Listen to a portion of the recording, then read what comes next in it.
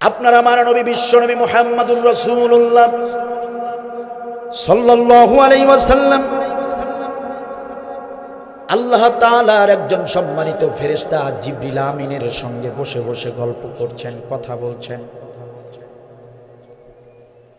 আপনার আমার নবী এবং জিবরিল আমিন কথোপকথন করছেন। হঠাৎ করে আকাশের দিকে বিকট একটি শব্দ হলো, ভয়ঙ্কর এক শব্দে আপনার আমার নবী চমকে উঠলেন। ভয়ঙ্কর সেই আকাশের শব্দটা শুনে নবী সাল্লাল্লাহু আলাইহি ওয়াসাল্লাম ভীত সন্ত্রস্ত হলেন, চমকে উঠলেন। জিবরিল আমিন ডাক দিয়ে বলেন, ইয়া রাসূলুল্লাহ, ইয়া হাবিবাল্লাহ, ভয় পাবেন না, ভীত সন্ত্রস্ত হবেন না, ভয় পাবার কোনো কারণ নাই। ইয়া রাসূলুল্লাহ, ইয়া হাবিবাল্লাহ, ওই আকাশ পানে সেই শব্দটা শুনে আপনি ভয় পেয়েছেন, কিন্তু বিষয়টা ভয়ের কোনো বিষয় নয়। নবী সাল্লাল্লাহু আলাইহি ওয়াসাল্লাম বললেন, জিবরিল আমিন, এমন বিকট শব্দ আকাশের দিকে আমি এর আগে কখনো শুনি নাই। আকাশের দিকে এমন শব্দ কেন হলো? আর তুমি বলছো যে ভয় যাতে না পাই, চমকে যাতে না উঠি, কারণটা কি, ঘটনাটা কি, এটা কিসের শব্দ? জিবরিল আমিন ডাক দিয়ে বলেন, ইয়া রাসূলুল্লাহ, ইয়া হাবিবাল্লাহ, আজ আল্লাহ রাব্বুল আলামিন আসমানে নতুন একটি রহমতের দরজা খুলে দিয়েছেন। সুবহানাল্লাহ বলেন। আজ আল্লাহ রাব্বুল আলামিন আসমানের ভিতরে নতুন একটি রহমতের দরজা খুলে দিয়েছেন। ওই রহমতের দরজা খুলে দেওয়ার শব্দটা আপনার কানে এসে পৌঁছে গিয়েছে। ইয়া রাসূলুল্লাহ, শুধু তাই নয়, ওই রহমতের দরজা দিয়ে কিছুক্ষণের মধ্যেই একজন রহমতের নতুন ফেরেশতা আপনার কাছে আসবেন।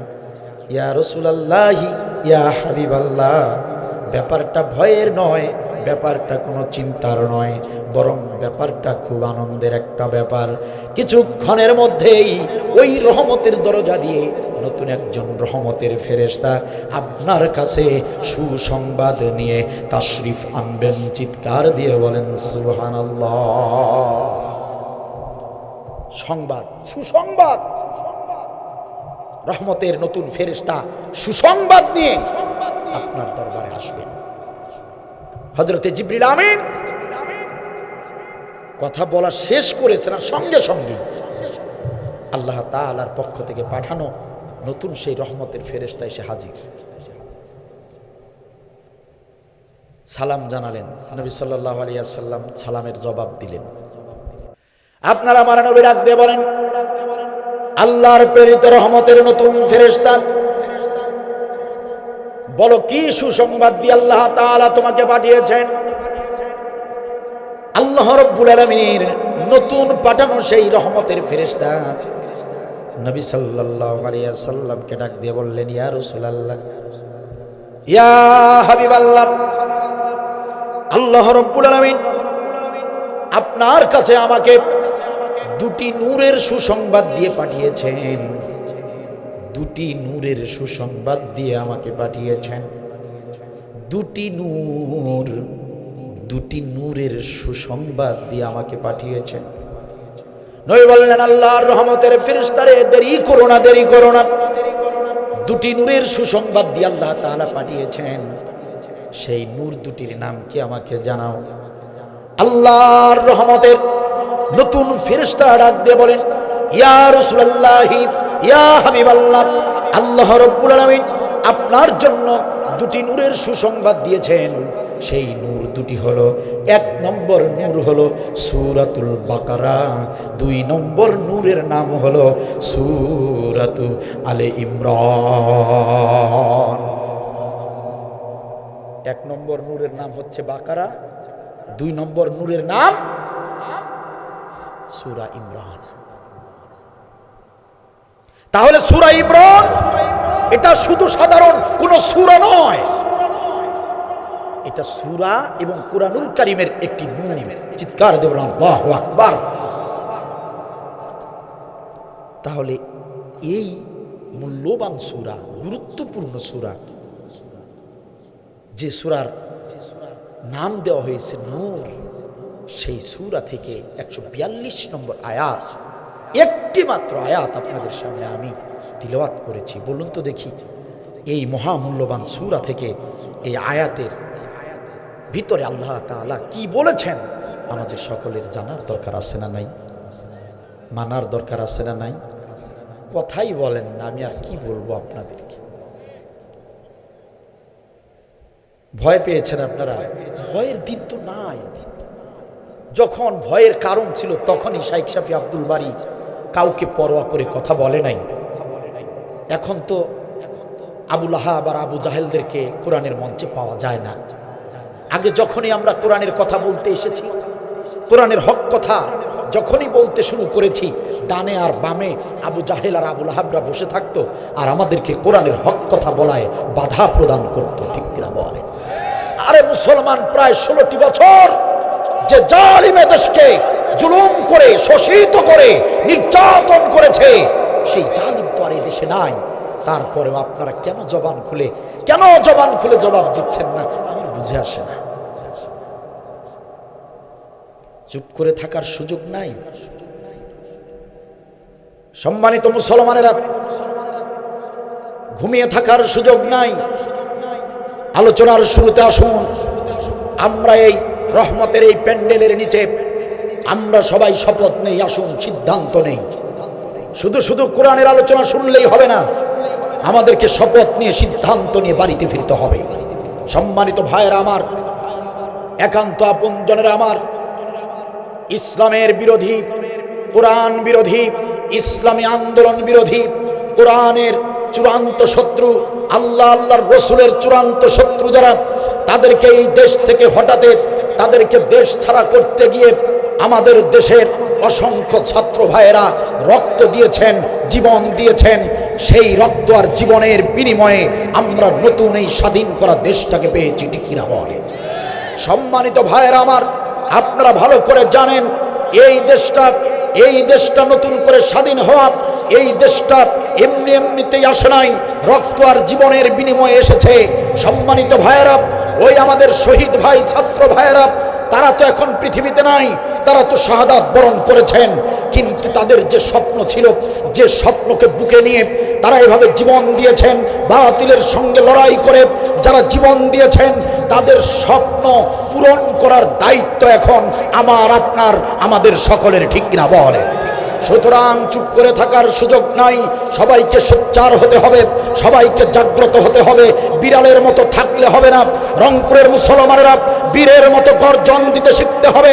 সম্মানিত ভাইয়েরা আমার, আমরা জানি জালিমরা পালিয়েছে দেশ থেকে, কিন্তু এটাও ভালো করে জেনে রাখুন, জালিমরা পালিয়ে হিন্দুস্তানে গিয়েছে ঠিক, কিন্তু জালিমদের ষড়যন্ত্র এখনো বন্ধ হয়ে যায় না।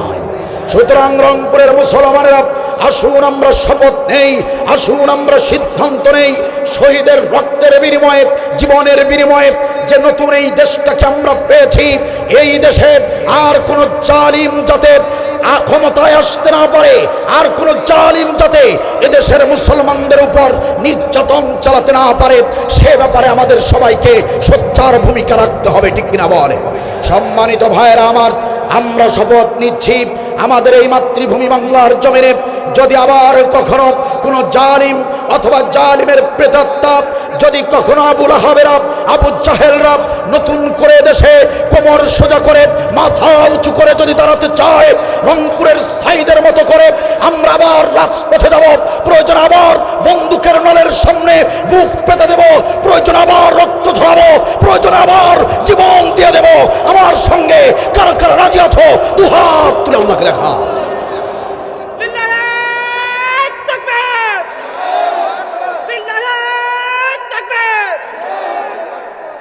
মাশাআল্লাহ, জাযাকাল্লাহ, আল্লাহ কবুল করুন, বলেন আমিন। আমাদের ছাত্র সমাজ দেখিয়ে গিয়েছে অন্যায়ের প্রতিবাদ ছাড়া কখনো বিপ্লব হয় না।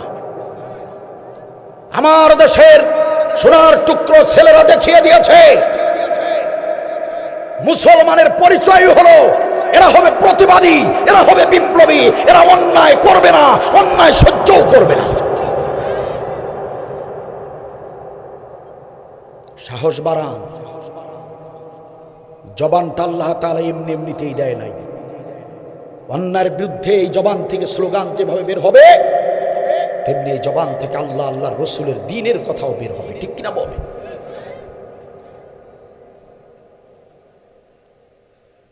তাহলে আল্লাহ তাআলা এত গুরুত্বপূর্ণ একটি সূরা নাজিল করেছেন, সেই সূরাটির 142 নম্বর আয়াত আপনাদের সামনে আমি তিলাওয়াত করেছি। আসুন আমরা জেনে নেই এই সূরার 142 নম্বর আয়াতে যে আয়াতটা আপনাদের সামনে আমি তিলাওয়াত করেছি, আয়াতের ভিতরে কি আছে। আমি আব্দুল বারী কুরআনুল কারীমের এত আয়াত থাকতে আপনাদের সামনে ইমরানের 142 নম্বর আয়াতটা কেন তিলাওয়াত করলাম, কি আছে আয়াতের ভিতরে, জানার দরকার আছে না? নাই? জানতে রাজি আছেন আপনারা? আমার আলোচনা আপনাদের ভালো নাও লাগতে পারে। সাধারণত আমার আলোচনা সবার ভালো লাগে না, কারণ কোরআনের আলোচনা, কোরআনের কথাগুলো মিষ্টি মধুর হয় না। কোরআনের কথাগুলো তিক্ত থেকে তিক্তকর হয়, কঠিন থেকে কঠিনতর হয়। আমার আলোচনায় গান নাই, ফান নাই, নাচানাচি নাই, কমেডি নাই, হাসাহাসি নাই। আমার আলোচনায় আছে তিক্ত তিক্ত কিছু কথা। আল্লাহ তাআলা যা বলতে বলেছেন ইনশাআল্লাহ তাআলা সে কথাগুলোই বলার চেষ্টা করব। এই জন্য অনেকের ভালো লাগবে না, সম্মানিত ভাইরা। তবে হ্যাঁ, ওয়াল্লাহি আল্লাহ নামের কসম করে বলছি, যারা ঈমানদার, যাদের হৃদয়ে ঈমান আছে, যাদের প্রতি কোরআনের ভালোবাসা আছে, তাদের কাছে আলোচনা খুব ভালো লাগবে। আর যাদের হৃদয়ে মুনাফিকি আছে, নেফাকি যাদের ভিতরে আছে, ওয়াল্লাহি আজকের আলোচনা তাদের মোটেও ভালো লাগবে না। আজকের আলোচনা তাদের অন্তরে জ্বালাপোড়া তৈরি করে দিবে। আজকের আলোচনা তাদের হৃদয়ে আঘাত হানতে পারে, কারণ মুনাফিক যারা, কাফের যারা, তাদের কাছে কোরআনুল কারীম কখনোই ভালো লাগে না, লাগতে পারে না। সুতরাং আলোচনা কঠিন থেকে কঠিনতর হবে, তিক্ত থেকে তিক্তকর হবে। সম্মানিত ভাইয়েরা আমার, কোরআনের এই হক কথা বলার কারণে জালিমের শাসন আমলে আমি কয়েকবার জেল খেটেছি, জালিমের সঙ্গে কখনো আপোষ করি নাই এই কোরআনের হক কথা বলার কারণে। সুতরাং কোরআনের সেই হক কথাগুলোই বলবো। যারা শুনতে রাজি আছেন তারা বিনয়ের সঙ্গে চুপ করে মনোযোগ দিয়ে শুনুন। আর যারা মুনাফিকি নিয়ে চলাফেরা করছেন, চেহারায় মুসলমান হতে পারেন, পোশাকে মুসলমান হতে পারেন, যাদের ভিতরে মুনাফিকি আছে লক্ষ্য করে দেখবেন তারা আমার এই আলোচনা হজম করতে পারবে না, তারা বসেই থাকতে পারবে না। কাল সকালবেলা চায়ের দোকানে দোকানে সমালোচনা করবে। কাল সকালবেলা এসব হলে আমাকে ফোন দিয়ে জানিয়ে দিয়ে বিশ্বনবী সাল্লাল্লাহু আলাইহি সাল্লামের কথাগুলো সবার ভালো লাগে নাই। আবু জাহেলের ভালো লাগে নাই, আবু জাহেল নির্যাতন করেছে, কিন্তু হযরত ওমরের কাছে ভালো লেগেছিল। হযরত ওমর হাতে হাত রেখে কালেমা পড়ে মুসলমান হয়েছে। এটাই কোরআন। এখন কোন নড়াচড়া হবে না। দেখেন আল্লাহ কি বলেছেন, দেখেন না আল্লাহ কি বলেছেন আয়াতের ভিতরে। সবাই মনোযোগ দেন, নড়াচড়া বন্ধ করে। আল্লাহ তাআলা বলছেন 142 নম্বর আয়াত সূরা ইমরান, আম হাসিবতুম আন তাদখুলুল জান্নাহ, আম হাসিবতুম আন তাদখুলুল জান্নাহ, আম হাসিবতুম আন তাদখুলুল জান্নাহ। এ গোলাম, কি ভেবেছো তোমরা এমনিতেই জান্নাতে যাওয়া যায়? আল্লাহ তাআলা কি দৃষ্টিভঙ্গি নিয়ে, কি অনুভূতি নিয়ে, কিভাবে কথাগুলো বলছেন ভালো করে মনোযোগ দিয়ে শুনুন। আম হাসিবতুম আন তাদখুলুল জান্নাহ, তোমরা কি মনে করেছো যে জান্নাত মামার বাড়ির আবদার এমনিতেই পাওয়া যায়? তোমরা কি ভেবেছো জান্নাত শ্বশুর বাড়ি মধুর হাড়ি গেলেই সেবা যত্ন পাওয়া যাবে? আম হাসিবতুম আন তাদখুলুল জান্নাহ, এমনিতেই জান্নাতে ঢুকে যাবা? লাম্মা ইয়ালামিল্লাহুল লাযিনা জাহাদু মিনকুম, অথচ জান্নাতে দেবার আগে আমি আল্লাহ জেনে নেব না? আল্লাযিনা জাহাদু মিনকুম, তোমরা কারা কারা জিহাদের আমল করেছিলে, এটা না জেনেই তোমাদেরকে আমি জান্নাত দেব? রংপুরের মুসলমানেরা কান লাগিয়ে শুনুন, শাইখ শাফি আব্দুল বারী চাপার জোরের বক্তব্য দিতে আসে নয়, মনোযোগ দিয়ে শুনুন, কথা আমার নয়, কথা বলেছেন মহান আল্লাহ রাব্বুল আলামিন। তিনি বলছেন, অথচ আমি আল্লাহ কি জেনে নেব না? জান্নাতে ঢুকায় দেবার আগে আমি আল্লাহ কি দেখব না? আল্লাযীনা জাহাদু মিনকুম, তোমাদের মধ্যে কারা কারা তোমরা জিহাদের আমল করেছিলে, ওয়ালাম্মা ইয়ালামাস সাবিরিন, আর কি দেখে নেব না কারা কারা এই জিহাদের আমল করতে গিয়ে ধৈর্য ধারণ করেছিলে? এই দুটি আমল না জেনেই, জিহাদ ধৈর্য, জিহাদ সবর, জিহাদ সবর, এই দুটি আমল না জেনেই তোমাদেরকে জান্নাত দিয়ে দিব, এটা ভেবেছো তোমরা? না, আমি অবশ্যই দেখে নেব, আমি আল্লাহ অবশ্যই জেনে নেব, জান্নাতে ঢুকানোর আগে আমি আল্লাহ অবশ্যই জেনে নেব তোমাদের ভিতরে এই দুটি আমল আছে কিনা। যাদের এই জিহাদ এবং ধৈর্য এই দুটি আমল থাকবে তারা জান্নাতি, যাদের ভিতরে এই দুটি আমল থাকবে না তারা জাহান্নামী। কথা আমার নাকি আল্লাহ?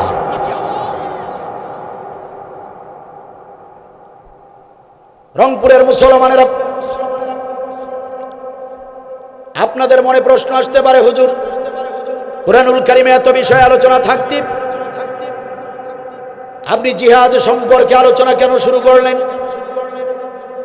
এমন প্রশ্ন যদি করেন, মুসলমান ভাইরা কান খুলে শুনুন, আমি এই কুরআনুল কারীম যতটুকু গবেষণা করেছি, এই কুরআনুল কারীম আমি যতটুকু রিসার্চ করেছি, আমি রিসার্চ করতে গিয়ে দেখতে পেয়েছি এই কুরআনুল কারীমের ভিতরে যত আমলের নির্দেশ এসেছে সবচেয়ে বেশি গুরুত্বপূর্ণ আমলের নাম হচ্ছে জিহাদ। আমি এই কুরআনুল কারীম রিসার্চ করে গবেষণা করে আমি যতটুকু বুঝতে পেরেছি, এই কুরআনুল কারীম যত ফরজের নির্দেশ এসেছে সব ফরজের বড় ফরজের নাম হচ্ছে জিহাদ ফি সাবিলিল্লাহ। রংপুরের মুসলমানেরা কান লাগিয়ে শুনুন, এই কুরআনুল কারীমের ভিতরে নামাজের কথা এসেছে ৮২ বার, এই কুরআনুল কারীমের ভিতরে রোজার নির্দেশ এসেছে মাত্র ১৪ বার, এই কুরআনুল কারীমের ভিতরে হজ্জের নির্দেশ এসেছে মাত্র ১ বার, এই কুরআনুল কারীমের ভিতরে যাকাতের নির্দেশ এসেছে মাত্র ৩৪ বার। আমি আবার বলছি, মুখস্থ করে নেন, নামাজের কথা এসেছে ৮২ বার, রোজার কথা এসেছে ১৪ বার, হজ্জের কথা এসেছে মাত্র ১ বার, যাকাতের কথা এসেছে ৩৪ বার। সেই কোরআনের ভিতরেই, সেই কোরআনের ভিতরেই, সেই কোরআনের ভিতরেই জিহাদ করতে হবে, জিহাদের নির্দেশ এসেছে ৯১৭ বার। মুসলমানেরা আমার, একান্ত আপনজনেরা আমার, আমি কেন জিহাদের আলোচনা শুরু করেছি? কারণ হলো এই জিহাদের আমলটাই হলো আল্লাহ রাব্বুল আলামিনের কাছে সবচাইতে গুরুত্বপূর্ণ আমল, আল্লাহ তাআলার কাছে সবচেয়ে গ্রহণযোগ্য আমল। সম্মানিত ভাইরা আমার ও আমার একান্ত ভাইরা, কান খুলে শুনুন, আপনারা অনেকেই নামাজ আদায় করেন, অনেকেই হজ করেছেন, অনেকেই বড় পরহেজগার ব্যক্তি, বুজুর্গ ব্যক্তি এখানে আছেন, কান খুলে শুনে যান। সম্মানিত মুসলমানেরা, আপনি ৮২ বারের নামাজের প্রতি আপনি যত্নবান, ৫ ওয়াক্ত নামাজ মসজিদে গিয়ে আদায় করেন, আপনি মাঝে মাঝে তাহাজ্জুদ নামাজও পড়েন, আলহামদুলিল্লাহ, এটা মুমিনদের একটি বৈশিষ্ট্য, ঠিক আছে। সম্মানিত ভাইরা আমার, আপনি ১৪ বারের নির্দেশ, রমজান মাসে রোজা রাখতে হবে, একটা মাস ফরজ রোজা, আপনি সেটাও প্রতি বছর সুন্দর করে রাখেন, আলহামদুলিল্লাহ, সবই ঠিক আছে। আপনি হাজি মানুষ, হজ করে এসেছেন, হজ করা আপনার উপর ফরজ হয়েছিল, আপনি হজও করে এসেছেন, তার মানে আপনি একটা সত্যিকারের মুমিন। আসলে যাদের উপরে হজ ফরজ তারা হজ করবে, এটাই তো ঠিক আছে। সম্মানিত ভাইয়েরা আমার, আপনি জাকাত দিয়েছেন, জাকাতের নির্দেশনা কোরআনুল কারীমে প্রায় ৩৪ বার আপনি জাকাত দিয়েছেন, আলহামদুলিল্লাহ, সেটাও ঠিক আছে।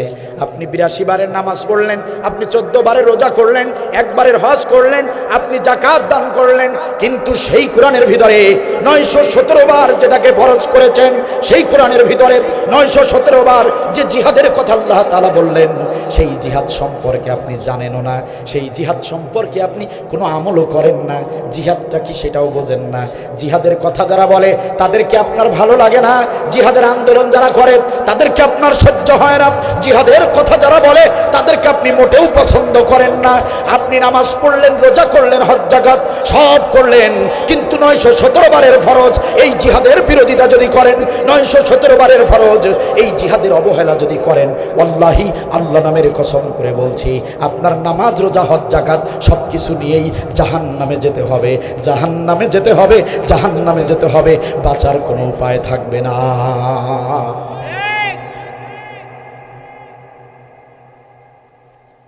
যেভাবে নামাজের প্রতি যত্ন নিয়েছেন, ওইভাবে জিহাদের আমলটাও আপনাকে করা লাগবে, বরং তার চেয়ে বেশি গুরুত্ব দিয়ে করা লাগবে।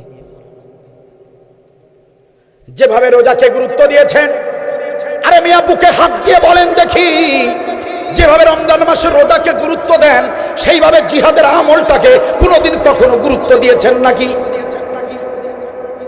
অথচ রমজানের রোজা 14 বারের ফরজ, আর এটা হচ্ছে 917 বারের ফরজ। কুরআনুল কারীম খুলে দেখেন, আয়াতে আয়াতে, পরতে পরতে, পাতায় পাতায়, পৃষ্ঠায় পৃষ্ঠায় জিহাদ, জিহাদ, জিহাদ। বারবার আল্লাহ তাআলা জিহাদের কথা বলেছেন। চিৎকার দিয়ে বলেন সুবহানাল্লাহ।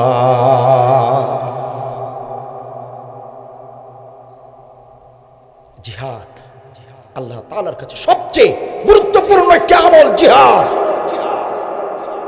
বলবেন হুজুর জিহাদ মানে তো মারামারি করা, বোমাবাজি করা। না, জিহাদ মানে মারামারি করা নয়, জিহাদ মানে সন্ত্রাসী কর্মকাণ্ড করা নয়, জিহাদ মানে বোমাবাজি করা নয়। আপনার ইসলামকে আপনি চেনেন না? আপনার মালিককে আপনি চেনেন না? আপনার মালিক কত দয়ালু, আপনার এইটুকু বিশ্বাস নাই? আপনার ইসলাম, আপনার আল্লাহ, আপনার রসুল মানুষকে মারতে বলবে, সন্ত্রাসী কর্মকাণ্ড করতে বলবে, এটা আপনার বিশ্বাস হয়? জিহাদ আরবি শব্দ, বাংলায় বলা হয় চেষ্টা করা, ইংরেজিতে বলা হয় ট্রাই। বাংলাতে চেষ্টা, ইংরেজিতে ট্রাই, আরবিতে আল্লাহর ভাষায় বলা হয় জিহাদ। আপনারা যারা এই মাহফিলে এসেছেন, যদি চেষ্টা না করতেন আসতে পারতেন নাকি? পারতেন? চেষ্টা না করলে আসতে পারতেন? মাহফিল যখন শেষ হয়ে যাবে, যদি চেষ্টা না করেন বাসায় পৌঁছতে পারবেন নাকি? বাসায় যাবার পরে ভাবি আপনাদের সামনে খাবার দিল, আপনি যদি চেষ্টা না করেন, আপনি যদি খাবারটুকু তুলে না খান, জিবরিল আমিন এসে খাওয়ায় দিবে নাকি? তাহলে ভালো করে বুঝুন, উঠতে বসতে শুইতে খাইতে এমন ছোট ছোট কাজ করতে গিয়ে যদি চেষ্টার প্রয়োজন হয়, তবে আল্লাহর এই জমিনে আল্লাহর কোরআনের রাজ কায়েমের জন্য, আল্লাহর এই জমিনে আল্লাহর বিধানকে কায়েমের জন্য চেষ্টার প্রয়োজন। বলেন আছে না নাই? আল্লাহ রাব্বুল আলামিন সেই কথাটাই বলেছেন, ও গোলামেরা, কোনো কাজ তো চেষ্টা ছাড়া হয় না। আল্লাহর জমিনে আল্লাহর কোরআনের বিধানকে তোমরা বিজয়ী করো। এই বিজয়ী করতে গিয়ে শুধু বসে থাকলে হবে না, এই কোরআনটাকে বিজয়ী করতে গেলে তোমাদেরকে চেষ্টা করতে হবে। আল্লাহ বলেন তোমাদেরকে চেষ্টা করতে হবে, ওই চেষ্টার নামটাই হলো জিহাদ। প্রাণপণ চেষ্টা চালানো, সর্বাত্মক চেষ্টা চালানো, যেভাবে, যে পথে, যে সিস্টেমে চেষ্টা করলে কোরআনের রাজ কায়েম হবে, দিন কায়েম হবে, সেইভাবে চেষ্টা করার নাম জিহাদ ফি সাবিলিল্লাহ। সম্মানিত ভাইরা আমার, আপনাদের বুঝতে সুবিধা হবে, এই জালিমের সময়ে যে আলেমদেরকে মিথ্যা মামলা দিয়ে, প্রহসনের বিচার করে, মিথ্যা সাক্ষী দিয়ে, মিথ্যা রায় দিয়ে এক এক করে ফাঁসিতে ঝুলিয়েছে, কারণ ছিল একটাই, তারা জিহাদের আন্দোলন করেছিল। কারণ ছিল একটাই, তারা দিন কায়েমের স্লোগান দিয়েছিল। তাদের আর কোনো অপরাধ নয়। বাতিল শক্তি তারা ভালো করে জানে, একবার যদি এদেশে দিন কায়েম হয়ে যায়, তাহলে চোর, বাটপার, দুর্নীতিবাজ, সুদখোর, ঘুষখোর এদের আর কোনোদিন ক্ষমতায় আসার চান্স থাকবে না। এই ভয়ে বাংলাদেশে যাতে করে ইসলামী আন্দোলন, ইসলামের রাজ, ইসলামী শাসন যাতে কায়েম না হয়, বাতিলরা সব সময় এজন্য ইসলামী আন্দোলনের পক্ষের শক্তিকে নির্যাতন করেছে, ইসলামী আন্দোলনকে শেষ করে দেওয়ার ষড়যন্ত্র করেছে। কথা বলেন ঠিক কি? সম্মানিত ভাইয়ের আমার, তারা এক এক করে আলেমদেরকে হত্যা করেছে, অসংখ্য আলেমদেরকে জেলখানার ভিতরে নির্যাতন করেছে। সম্মানিত ভাইয়ের আমার, টুপি দাড়ি পাঞ্জাবি পাগড়ি দেখলেই সন্দেহভাজন লোকদেরকে জেলের ভিতরে ঢুকিয়ে দিয়েছে। সম্মানিত ভাইয়েরা আমার, শুধু একটা দলের নয়, ইসলামী দল যেগুলো রয়েছে প্রায় সব দলের আলেমদেরকেই তারা নির্যাতন করেছে। তাতে স্পষ্ট প্রতীয়মান হয়েছে তারা ইসলামের প্রকাশ্য দুশমন ছিল। কথা বলেন ঠিক কিনা? তারা শুধু আলেমদেরকেই হত্যা করে নাই আমার ভাইয়েরা, একান্ত আপনজনের আমার। এই তো সেদিনের ঘটনা, এই তো জুলাইয়ের ঘটনা আপনারা দেখেছেন। নিরপরাধ আমাদের সোনার টুকরো ছাত্র ভাইদেরকে ওরা কিভাবে হত্যা করেছে। আপনারা কি সেই দৃশ্য দেখেন নাই?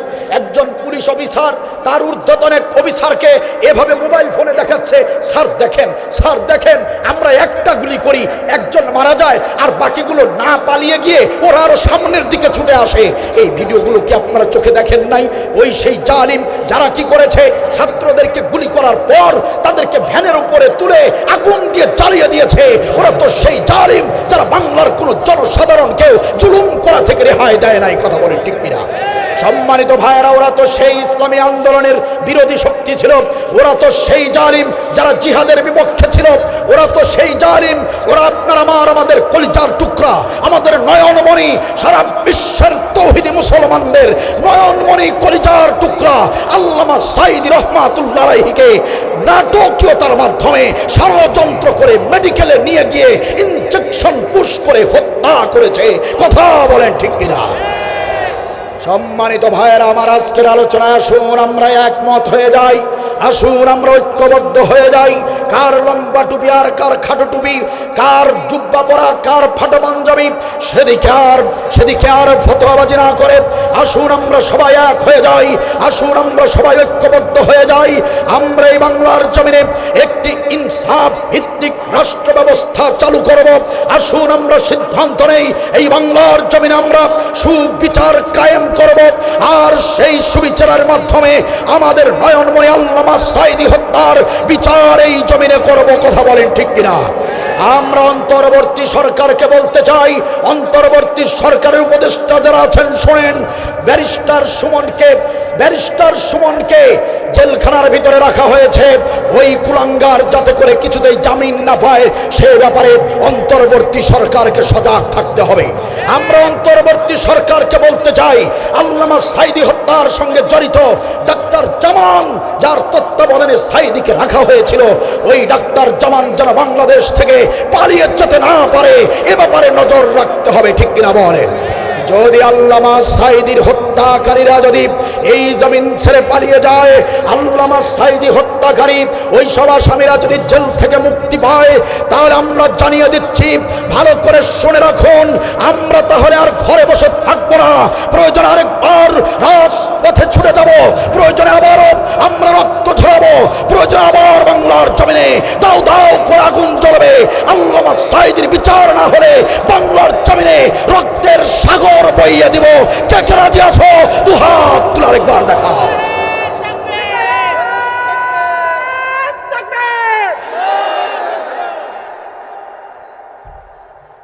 মাশাআল্লাহ, জাযাকাল্লাহ। আপনার শত্রু নাই, জিহাদের আমল শুরু করেন। ঘন্টায় ঘন্টায় শত্রু জন্মাবে।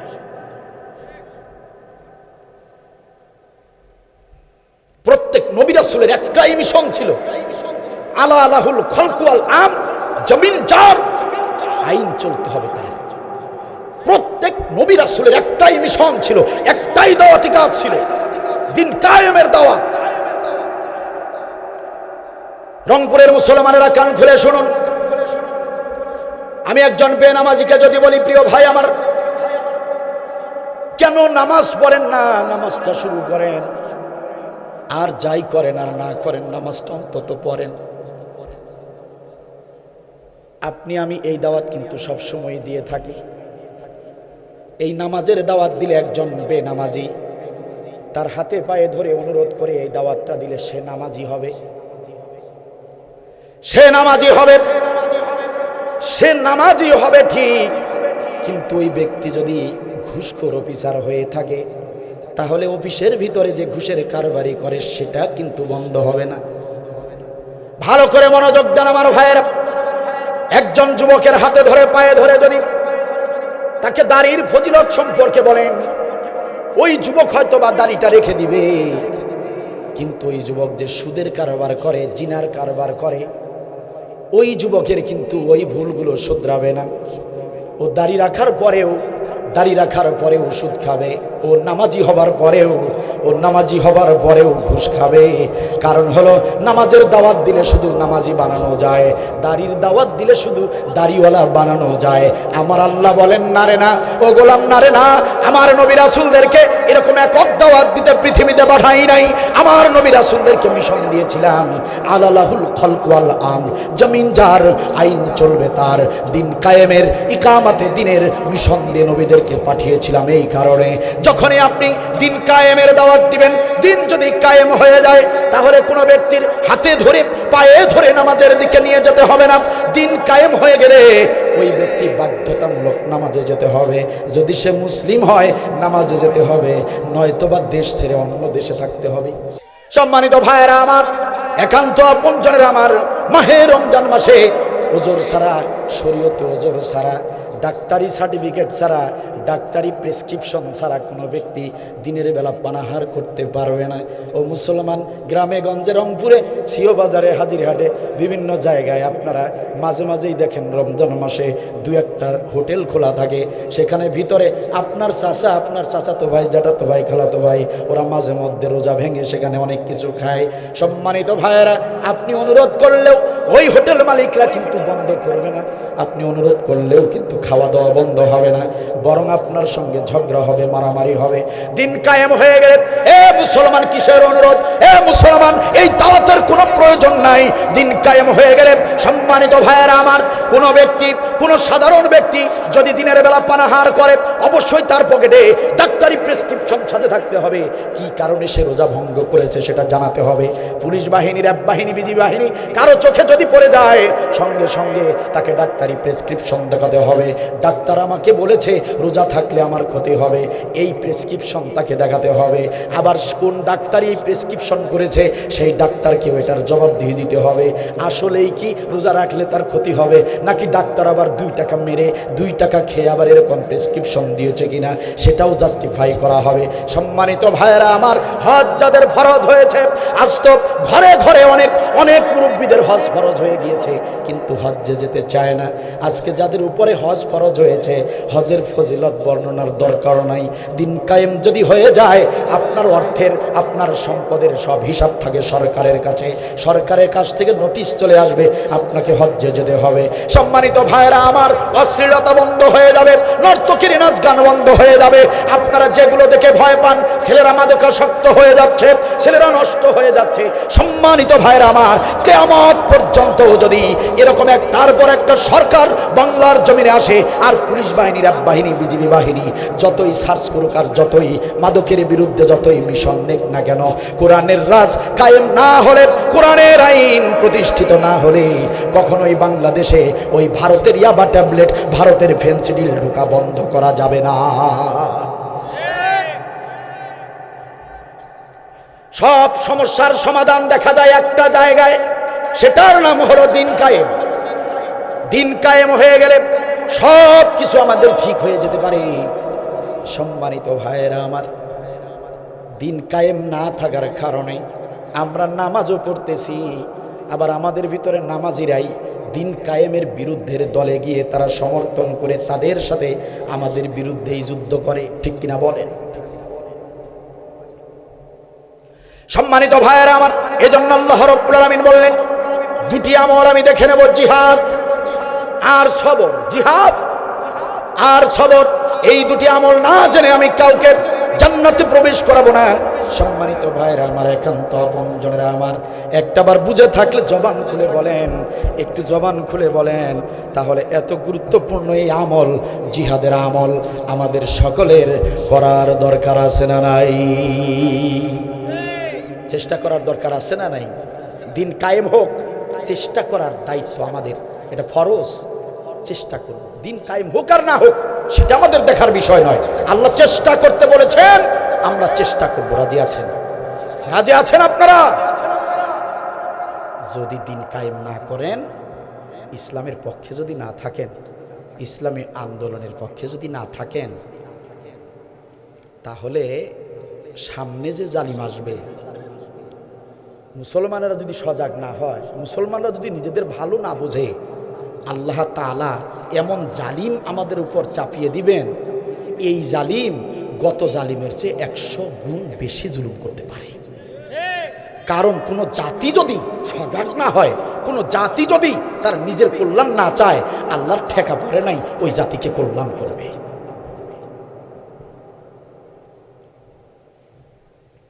ছাত্র মারছে ওরা, ছাত্র মারে নাই।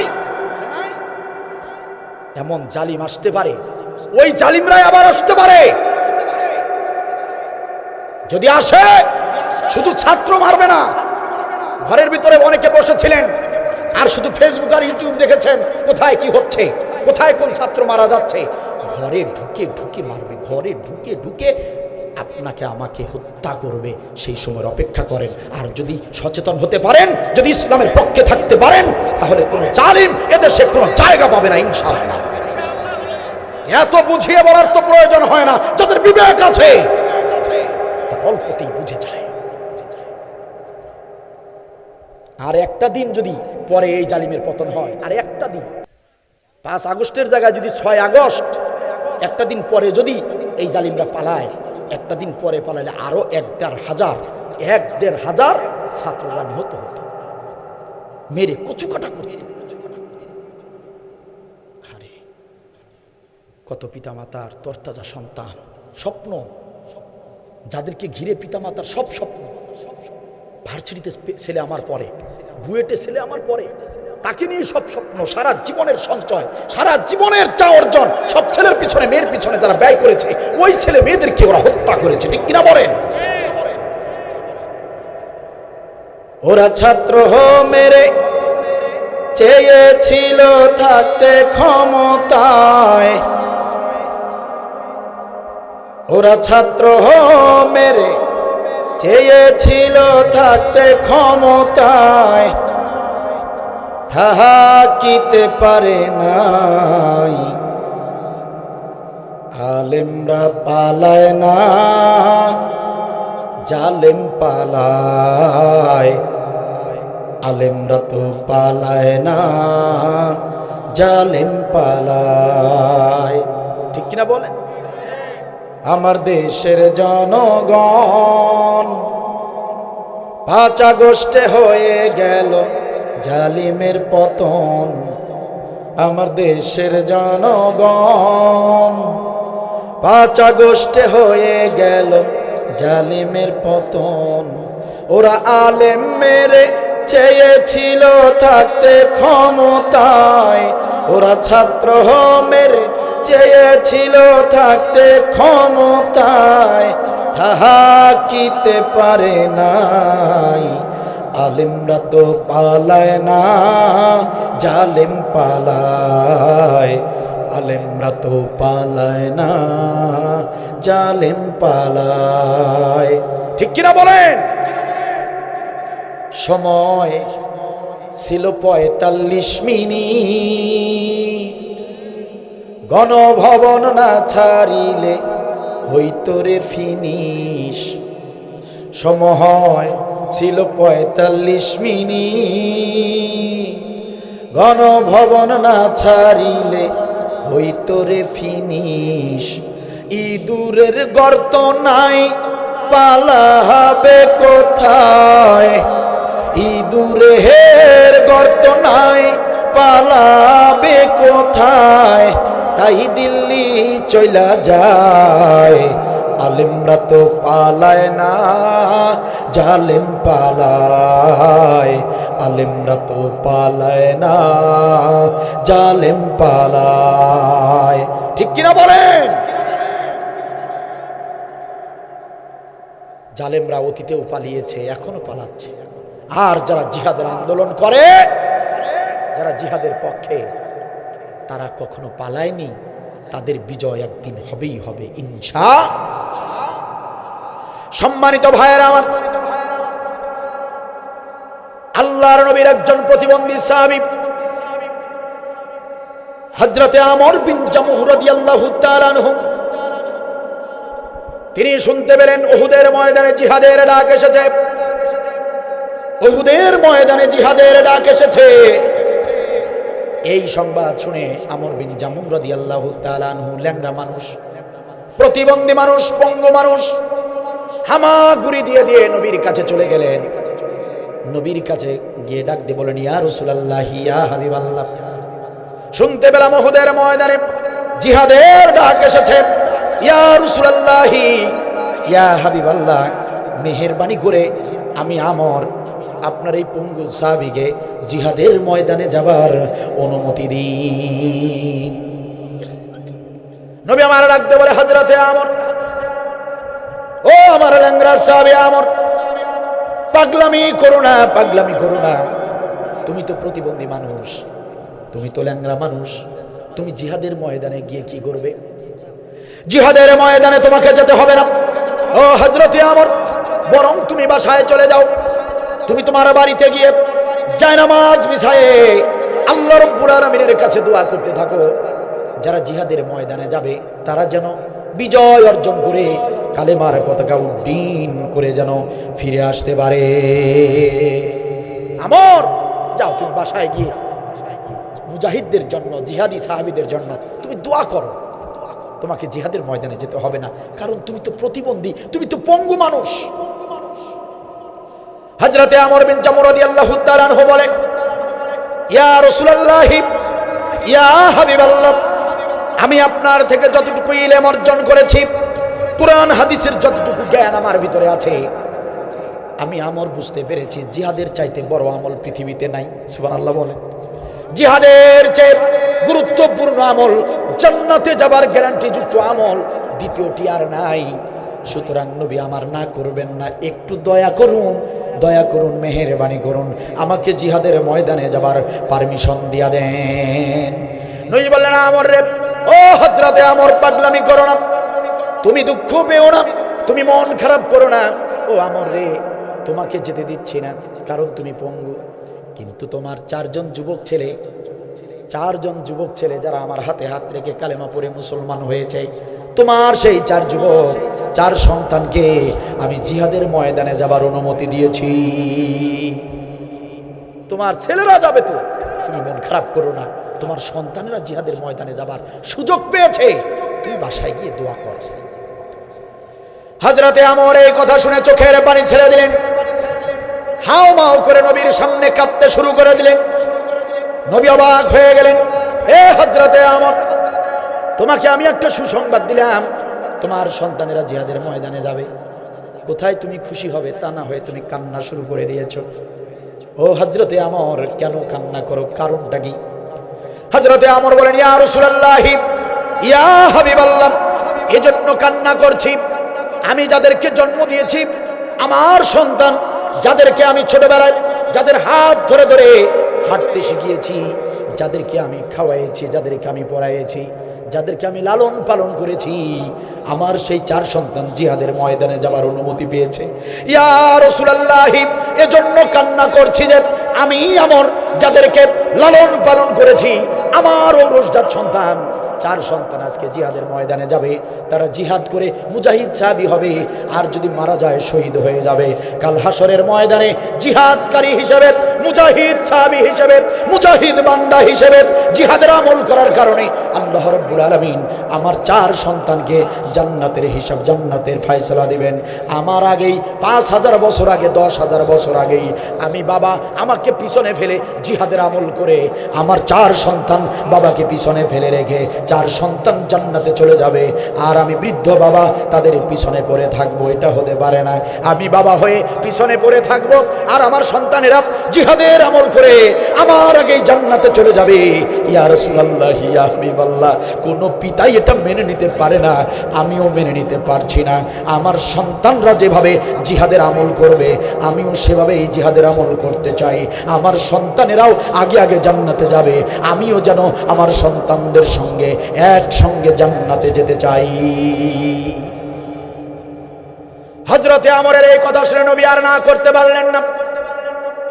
ও রংপুরের মুসলমানেরা, কান খুলে শুনে নেন, শাইখ সাবি আব্দুল বারীর জিহাদের আলোচনা আপনাদের ভালো লাগবে না, জিহাদের আলোচনা সবার ভালো লাগে না, লাগার কথাও নয়। কিন্তু কাল হাসরের ময়দানে শাইখ সাবিকে আল্লাহ তাআলা, এই আব্দুল বারীকে আল্লাহ তাআলা জিজ্ঞাসা করবে, আব্দুল বারী জিহাদের আলোচনা কেন করো নাই? কুরআনুল কারীমের ভিতরে সবচেয়ে বড় আমল, সবচেয়ে বড় ফরজ, সেই আমল সম্পর্কে তোমার জাতির লোকদেরকে কেন বলো নাই? এই প্রশ্ন আব্দুল বারীকে আল্লাহ তাআলা করবেন। সেই দিন কিন্তু আমার বাঁচার কোনো উপায় থাকবে না। আমি আমার দায়িত্ব পালন করতে এসেছি, কুরআনুল কারীমের সবচেয়ে বড় আমলের কথা বলে যাচ্ছি। আপনারা শুনবেন কি শুনবেন না, মানবেন কি মানবেন না, একান্তই আপনাদের ব্যাপার। আমি আমার দায়িত্ব পালন করে যাচ্ছি, কান খুলে শুনে নেন। আরে ভাইয়েরা, আপনারা তো এরকম আমরের মতো পঙ্গু মানুষ এখানে নাই, এরকম পঙ্গু মানুষ, প্রতিবন্ধী মানুষ আমার চোখে পড়ে নাই।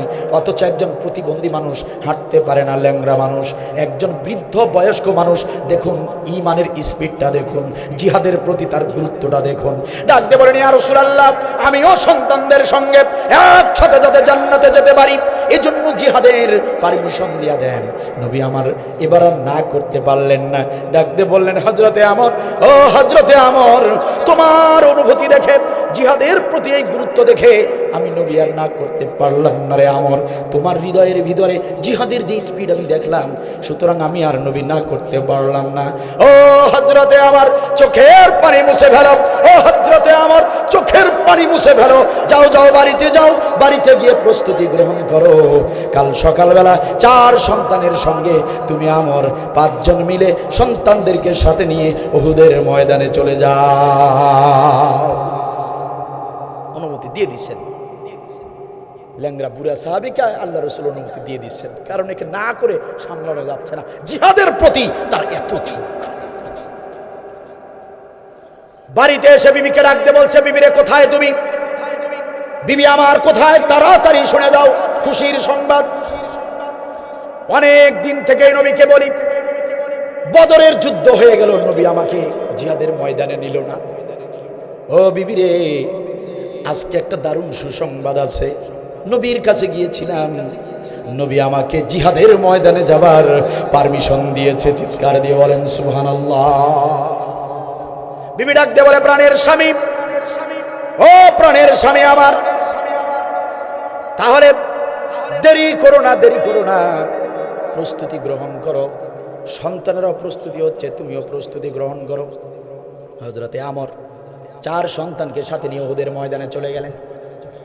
উহুদের ময়দানে চলে গেলেন, একান্ত আপনজনের আমার উহুদের ময়দানে চলে গেলেন। যুদ্ধ শুরু হয়ে গিয়েছে। আপনারা জানেন, উহুদের ময়দানে 70 জন মুসলমান সাহাবীকে শহীদ করে দেওয়া হয়েছে। আমাদের 70 জন ভাই শাহাদাত বরণ করেছেন। আপনারা আমার নবী সাল্লাল্লাহু আলাইহি ওয়াসাল্লাম, তাকেও মেরে ফেলার মতো একটা অবস্থা করা হয়েছিল। নবীর মাথার যুদ্ধের হেলমেট ভেঙে গিয়ে মাথার ভিতরে ঢুকে পড়েছিল, মাথা থেকে রক্তক্ষরণ হয়, নবী আমার অজ্ঞান হয়ে পড়ে যায়। দান্দান মোবারক শহীদ হয় উহুদের ময়দানে। সম্মানিত ভাইয়েরা আমার, যুদ্ধ যখন শেষ হয়ে গেল, 70 জন সাহাবীর লাশ পড়ে আছে। নবী সাল্লাল্লাহু আলাইহি ওয়াসাল্লাম বললেন, সাহাবীরা, ও জীবিত সাহাবীরা, এই শহীদ সাহাবীদেরকে শনাক্ত করো, লাশগুলো শনাক্ত করে যার পরিবারের যে লাশ, সেই পরিবারের লাশগুলো পাঠিয়ে দেবার ব্যবস্থা করো। বাকি সাহাবীরা সব কাজ শুরু করে দিলেন। উটের পিঠে লাশগুলোকে সুন্দর করে উটের পিঠে চড়িয়ে দিয়ে উটকে হাঁকিয়ে দেয়। পরিবারের লোকজন যারা লাশ নিতে এসেছে, তাদের সঙ্গে উটটা নিয়ে, উটের লাশ নিয়ে তারা পরিবারের লোকজন বাড়িতে নিয়ে যাচ্ছে। এভাবে এক এক করে সব লাশগুলো পরিবারে পাঠিয়ে দেওয়া হচ্ছে। সম্মানিত ভাইয়েরা আমার, একান্ত আপনজনের আমার, এভাবে সবার লাশগুলোকে পাঠিয়ে দেওয়া হচ্ছে বাড়ির দিকে। হঠাৎ করে একজন মহিলা এসে হাজির, চোখের পানি মুছতেছে আর ডাক দিয়ে বলতেছে, ইয়া রাসূলুল্লাহ, ইয়া হাবিবাল্লাহ, আমি একটা লাশ নিতে আসি নাই গো রাসূল, একটা লাশ নিতে আসি নাই। অনেকেই এসেছে, তাদের একটা লাশ, কিন্তু আমি হতভাগী, আমি এক হতভাগী আল্লাহর গোলাম, আল্লাহর বান্দি। আমি 5টি লাশ নিতে এসেছি। আমার 4 সন্তান শহীদ হয়েছে, আমার স্বামী হযরতে আমর, সেও শহীদ হয়ে গিয়েছে। চিল্লায় বলেন সুবহানাল্লাহ। বাপ বেটা 5 জনই শহীদ। নবী বললেন, সাহাবীরা, এই মহিলার 4 সন্তান আর তার স্বামীকে উটের পিঠে সুন্দর করে চড়িয়ে উটগুলোকে হাঁকিয়ে দাও। এভাবে এক এক করে 4 সন্তানকে 4 উটের উপরে তুলে দেওয়া হলো, উট হাঁকিয়ে দেওয়া হলো। লাশগুলো নিয়ে উট বাড়ির দিকে চলতে শুরু করলো। যখন আমর ইবনে জামুহ রাদিয়াল্লাহু তাআলা আনহু বৃদ্ধ এই পঙ্গু সাহাবীর লাশটা যখন উটের উপরে তোলা হলো, আল্লাহর নবীর এই পঙ্গু সাহাবী তার লাশটা পিঠের উপর চড়িয়ে দেওয়া হলো, উটের পিঠে চড়িয়ে দিয়ে সুন্দর করে বেঁধে দেওয়া হলো। আর সেই সঙ্গে একজন সাহাবীকে দেওয়া হলো, যাও এই মহিলার সঙ্গে যাও, সামনের 4টি উট আর পিছনে এই মহিলার স্বামীর লাশ, এই উটগুলো এই মহিলার সঙ্গে গিয়ে বাসায় পৌঁছে দিয়ে আস। উটের উপরে যখন আমর বিন জামুর লাশটা তুলে দেওয়া হয়েছে, উটকে যখন সিগন্যাল দেওয়া হলো, উট সেই লাশ নিয়ে আর দাঁড়ায় না, সোজা হয় না। উট বসে আছে, উট আর সোজা হয়ে দাঁড়ায় না। আমরের লাশটা নিয়ে উট যেতে চাচ্ছে না, বসে আছে। সাহাবীরা অনেক চেষ্টা করলেন, উট সামনে যায় না, দাঁড়ায় না। উট সেখানে বসেই আছে, সে কিছুতেই কারো কথা শুনছে না। সম্মানিত ভাইয়েরা আমার, একান্ত আপনজনেরা আমার, বিভিন্ন চেষ্টা করার পরেও উটকে কিছুতেই দাঁড় করানো গেল না। নবী বললেন, সাহাবীরা বৃথা চেষ্টা করো না, আরেকটা উটের পিঠে চড়িয়ে দাও, এই উট হয়তো বা অসুস্থ হয়ে পড়েছে। আরেকটা উটের উপরে আমরের লাশটা যখন দেওয়া হলো, আমরের লাশটা উটের পিঠে তুলে দেওয়া হলো। এই উট আর সোজা হয়ে দাঁড়ায় না, আগের উটের মতো এই উটটাও শুয়ে রইল, বসেই রইল, আর কারো কথা শোনে না। কিছুতেই সেই উটকে কোনোভাবেই দাঁড় করানো যাচ্ছে না। সাহাবীরা বলেন, ইয়া রাসূলুল্লাহ, আশ্চর্য বিষয়, ইয়া হাবিবাল্লাহ, আশ্চর্য বিষয় হলো প্রত্যেকটা লাশগুলো আমরা পাঠিয়ে দিলাম, কোনো সমস্যা হলো না, কিন্তু আপনার ল্যাংড়া সাহাবীর লাশ এক উটের উপর তুলে দিলাম, সেও দাঁড়ায় না, আরেক উটকে দিলাম, সেও তো দাঁড়াচ্ছে না। ইয়া রাসূলুল্লাহ, আসলে উটের সমস্যা না, মনে হয় এর ভিতরে কোনো কারণ রয়েছে, অবশ্যই কোনো রহস্য রয়েছে। আপনি নবী ছাড়া এটার সমাধান কিছুতেই হতে পারে না। রংপুরের মুসলমানেরা কান লাগিয়ে শুনুন, জিহাদের আমলের কি জজবা একটু ভালো করে শুনে নেন। নবী সাল্লাল্লাহু আলাইহি ওয়াসাল্লাম উটের কাছে আসলেন, উটের পিঠে হাত বুলিয়ে দিলেন, ডাক দিয়ে বললেন, উট রে, ও উট, কেন বেয়াদবি করো? তুমি কি জানো না, তুমি কি জানো না তোমার পিঠে কাকে চড়িয়ে দেওয়া হয়েছে? এই পৃথিবীর জমিনে শহীদের মর্যাদার চাইতে বেশি মর্যাদা কাউকে দেওয়া হয় নাই। আল্লাহ রাব্বুল আলামিন শহীদের এত মর্যাদা দিয়েছেন। ও উট রে, কেন বেয়াদবি করো? আমি নবী নির্দেশ দিলাম, বেয়াদবি করো না, বেয়াদবি করো না। আমার ল্যাংড়া সাহাবীর এই শহীদের লাশটা আদবের সঙ্গে তার বাড়ি পর্যন্ত পৌঁছিয়ে দিয়ে আসো। রংপুরের মুসলমানেরা, আমার নবীর নির্দেশ পৃথিবীর কোন মাখলুক অমান্য করার সাহস পায় নাই। আমার নবীকে পশু পাখিরা পর্যন্ত চিনত। আমার নবীর এত সম্মান আর এত সম্মান আল্লাহ দিয়েছেন। আশ্চর্যজনক বিষয় হলো, নবী উটকে এইভাবে নির্দেশ দেওয়ার পরেও উট নবীর কথা শুনলেন না। নবী সাল্লাল্লাহু আলাইহি ওয়াসাল্লাম তখন বুঝতে পারলেন, আমি নবী বলার পরেও যেহেতু উট দাঁড়ায় নাই, কথা যেহেতু শোনে নাই, এখানে নবীর চেয়ে বড় একজনই আছেন, নবীর উপরে একজনই আছেন, মালিক একজনই আছেন। আল্লাহ তাআলার নির্দেশ অবশ্যই অন্য কোনো নির্দেশ রয়েছে। আল্লাহ তাআলা নিষেধ না করলে উট কিছুতেই আমার কথা অমান্য করতে পারতো না, কিছুতেই না, কিছুতেই না। কারণ আমি নবী বলেছি, তবুও যেহেতু উট কথা শুনছে না, তার মানে হলো আল্লাহর পক্ষ থেকে উটকে নিষেধ করা হয়েছে। নবী আমার বুঝতে পারলেন, কারণ আছে, অবশ্যই রহস্য আছে। সাহাবীর স্ত্রীকে ডাকতে বললেন, ও আমার পঙ্গু সাহাবীর স্ত্রী রে, ও আমরের স্ত্রী রে, শোনো, আমার এই সাহাবী যুদ্ধের ময়দানে আসার আগে কোনো ওসিয়ত করেছিল নাকি? কোনো নসিহত করেছিল নাকি? কোনো কথা তোমাদেরকে বলেছিল নাকি? স্ত্রী ডাক দিয়ে বলে, ইয়া রাসূলুল্লাহ, ইয়া হাবিবাল্লাহ, আমি আমরের স্ত্রী, ইয়া রাসূলুল্লাহ, ইয়া হাবিবাল্লাহ, তেমন কোনো ঘটনা, তেমন কোনো কথাবার্তা এরকম কিছু হয় নাই। তবে একটা ঘটনা শুধু মনে পড়ে, যেদিন আপনি আমার স্বামী হযরতে আমরকে, যেদিন আপনি অনুমতি দিয়েছিলেন, আমার স্বামী খুশিতে যখন বাড়িতে আসলো, আসার পরে আমাকে বলেছিল, বিবি রে, আমি জিহাদের ময়দানে যাওয়ার অনুমতি পেয়েছি। এই কথা যখন আমাকে বলেছিল, আমি আমার স্বামীকে তিরস্কার করে, ঠাট্টা করে বলেছিলাম, ও আমার প্রাণের স্বামী, খুশি হয়ে কোনো লাভ নাই। তুমি এত খুশি হচ্ছ কেন? তুমি তো পঙ্গু মানুষ, জিহাদের ময়দানে গিয়ে কি করবা? পঙ্গু মানুষ জিহাদের ময়দানে গেলেও যা, না গেলেও তা। তুমি জিহাদের ময়দানে গিয়ে কি করবা? স্বামী আমার, জিহাদের ময়দানে গিয়ে তুমি কি করবা? জিহাদের ময়দানে যেতে দেরি হবে, পালিয়ে আসতে তোমার দেরি হবে না। আমি আমার স্বামীকে ঠাট্টা করে, ইয়ার কি করে বলেছি, স্বামী আমার, তোমাকে পালিয়ে আসতে হবে জিহাদের ময়দান থেকে, কারণ তুমি পঙ্গু মানুষ। ইয়া রাসূলুল্লাহ, ইয়া হাবিবাল্লাহ, স্বামী যখন প্রস্তুতি নিয়েছেন, ছেলেরা যখন প্রস্তুতি নিয়েছেন, জিহাদের ময়দানে যখন রওনা দিবেন, আমি ঘরের ভিতরে ঢুকে দেখি আমার স্বামী জায়নামাজ বিছায়া দিয়া আল্লাহর শাহী দরবারে দুহাত তুলে চোখের পানি ফেলছে। আর স্বামী আমার আল্লাহর কাছে ফরিয়াদ করছে, ইয়া রব্বাল আলামিন, ইয়া রব্বাল আলামিন, আমার বিবি বলেছে আমি নাকি জিহাদের ময়দান থেকে পালিয়ে আসব। দোয়া করছে আল্লাহর কাছে আমার স্বামী, রব্বুল আলামিন, আমার বিবি বলেছে আমি নাকি উহুদের ময়দান থেকে পালিয়ে আসব। রব্বুল আলামিন, জিহাদের ময়দানে রওনা করেছি। রব্বুল আলামিন, তোমার শাহী দরবারে একটাই আবেদন জানাই, একটা দোয়া করে যাই, রব্বুল আলামিন, উহুদের ময়দান পর্যন্ত তোমার এই ল্যাংড়া গোলামকে উহুদের ময়দান পর্যন্ত শুধু পৌঁছিয়ে দাও। রব্বুল আলামিন, উহুদের ময়দান থেকে তোমার এই গোলামকে এই বাড়িতে আর ফিরাইয়ে দিও না। ইয়া রাসূলুল্লাহ, ইয়া হাবিবাল্লাহ, আমি গিয়ে ঘরের ভিতরে আমার স্বামীর এই দোয়াটা শুনতে পেয়েছি। আমার কথায় স্বামী কষ্ট পেয়ে আল্লাহর কাছে দোয়া করেছেন, আল্লাহ যেন উহুদের ময়দান থেকে তাকে বাড়িতে না ফেরায়। রাসূলুল্লাহ বলেন, আর বলো না রে, বলো না, ও আমরের স্ত্রী, আর বলতে হবে না, আর বলতে হবে না, যা বোঝার বুঝে গিয়েছি।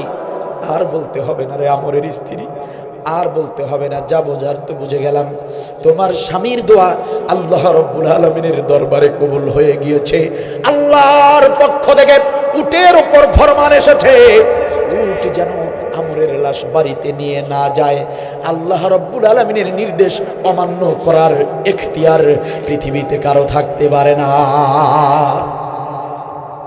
ও আমার সাহাবীরা শোনো, বৃথা চেষ্টা করে লাভ হবে না। আমরের দোয়া আল্লাহ কবুল করে নিয়েছেন। আমরের লাশটাকে উটের পিঠ থেকে নামাও, তাড়াতাড়ি করে এই উহুদের ময়দানে আল্লাহর এই প্রিয় গোলাম, যার শাহাদাত আল্লাহকে সবচেয়ে বেশি খুশি করেছে, এই বৃদ্ধ পঙ্গু সাহাবীকে এই উহুদের ময়দানে দাফন করে দাও। চিৎকার দিয়ে বলেন সুবহানাল্লাহ। ও রংপুরের মুসলমানেরা, প্রশ্ন করতে চাই, এই চোরবাটপাড়ের বাংলাদেশটাকে যদি একটা আদর্শ রাষ্ট্র বানাতে চান, এই দুর্নীতি সুদ ঘুষের বাংলাদেশটাকে যদি হযরতে ওমরের দেশ বানাতে চান, ইনসাফ ভিত্তিক যদি রাষ্ট্র বানাতে চান, তাহলে জিহাদের প্রয়োজন রয়েছে, চেষ্টার প্রয়োজন রয়েছে।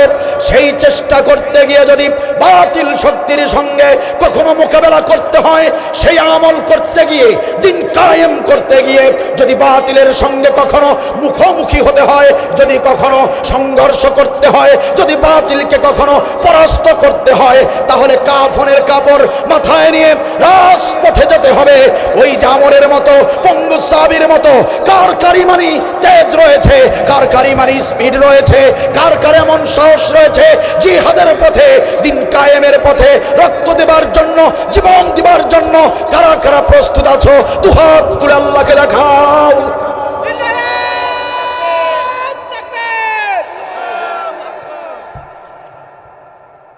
মাশাআল্লাহ, জাযাকাল্লাহ। মুফাসসিরিন ইকরামগণ বলেছেন, মানুষের হাত কাটলে মানুষকে বাঁচানো যায়, দুটি পাও কেটে ফেললেও মানুষকে বাঁচানো যায়, মাথা কেটে ফেললে মানুষকে বাঁচানো যাবে যাবে। মুফাসসিরিন ইকরামগণ বলেছেন, কোরআনের ভিতরে জিহাদ হলো তেমন একটি আমল, জিহাদ হচ্ছে ইসলামের মাথা। জিহাদ কেটে ফেললে, জিহাদের আমল বাদ দিলে, মানুষের মাথা কেটে ফেললে যেমন মানুষকে বাঁচানো যায় না, তেমনি জিহাদের আমল ছেড়ে দিলে, জিহাদের আমল অবহেলা করলে, জিহাদের আমল বাদ দিয়ে দিলে ইসলামকে বাঁচানো যায় না। আজকে দেখেন আমার দেশে, সারা বিশ্বের দেশে দেশে দেখুন ইসলাম আজ মুমূর্ষ অবস্থায়। ইসলামকে মেরে ফেলার সব আয়োজন বিধর্মীরা করে রেখেছে। তাহলে এই ইসলামকে যদি বাঁচাতে চান, এই ইসলামকে যদি আবারও যদি সে আগের মতো খেলাফত দিতে চান, ইসলামকে যদি আবার শক্তিশালী করতে চান, তাহলে দিন কায়েমের বিকল্প, জিহাদের আমলের বিকল্প আর কোনো পথ খোলা নাই। ঠিক কিনা বলেন? আল্লাহ তাআলা আমাকে সহ আমাদের সবাইকে দ্বীনের পথে, ইসলামের পথে, কোরআনের পথে, মৃত্যু জিহাদের পথে কবুল করুন। আল্লাহ তাআলা আমাকে সহ